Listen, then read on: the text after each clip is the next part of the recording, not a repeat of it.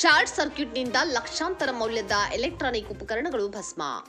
ಕುಸುಗಲ್ ರಸ್ತೆಯಲ್ಲಿರುವ ಎಲೆಕ್ಟ್ರಾನಿಕ್ ಉಪಕರಣಗಳ ಗೋದಾಮಿನಲ್ಲಿ ಆಕಸ್ಮಿಕ ಬೆಂಕಿ ಕಾಣಿಸಿಕೊಂಡಿದ್ದು, ಲಕ್ಷಾಂತರ ರೂಪಾಯಿ ಮೌಲ್ಯದ ಟಿವಿ, ಲ್ಯಾಪ್ಟಾಪ್, ಫ್ರಿಡ್ಜ್ಗಳು ಸೇರಿದಂತೆ ಎಲೆಕ್ಟ್ರಾನಿಕ್ ಉಪಕರಣಗಳು ಸಂಪೂರ್ಣವಾಗಿ ಬೆಂಕಿಗೆ ಆಹುತಿಯಾಗಿವೆ.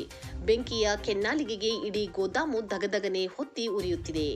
ಲಿಬೇರ್ ಮತ್ತು ಐಎಫ್ಬಿ ಕಂಪನಿಗೆ ಸೇರಿದ ಎಲೆಕ್ಟ್ರಾನಿಕ್ ವಸ್ತುಗಳ ಸಂಗ್ರಹವಿರುವ ಈ ಗೋದಾಮಿನಲ್ಲಿ ಶಾರ್ಟ್ ಸರ್ಕ್ಯೂಟ್ನಿಂದ ಬೆಂಕಿ ಹೊತ್ತಿಕೊಂಡಿದೆ ಎಂದು ಪ್ರಾಥಮಿಕ ವರದಿಯಿಂದ ತಿಳಿದುಬಂದಿದೆ. ಘಟನಾ ಸ್ಥಳಕ್ಕೆ ಅಗ್ನಿಶಾಮಕ ದಳದ ಸಿಬ್ಬಂದಿ ತಕ್ಷಣವೇ ದೌಡಾಯಿಸಿದ್ದು, ಬೆಂಕಿ ನಂದಿಸಲು ಹರಸಾಹಸ ಪಡುತ್ತಿದ್ದಾರೆ. ಈ ಘಟನೆ ಹುಬ್ಬಳ್ಳಿ ಗ್ರಾಮೀಣ ಪೊಲೀಸ್ ಠಾಣೆ ವ್ಯಾಪ್ತಿಯಲ್ಲಿ ನಡೆದಿದೆ.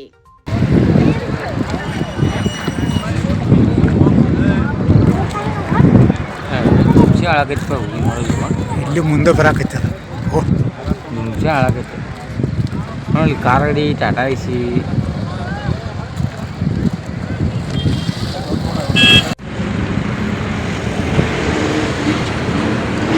ಯಾವ್ದು ಇದು? ಇದು ಕುಸುಗಲ್ ಬ್ಯಾಟಿ.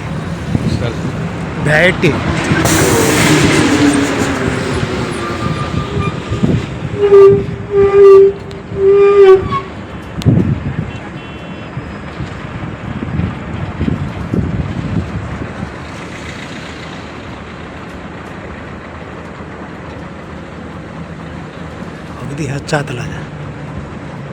ಮತ್ತೇನು ಹಂಗೆ ತೊಗೊಂಡೈತೆ ಸಣ್ಣಗೆ.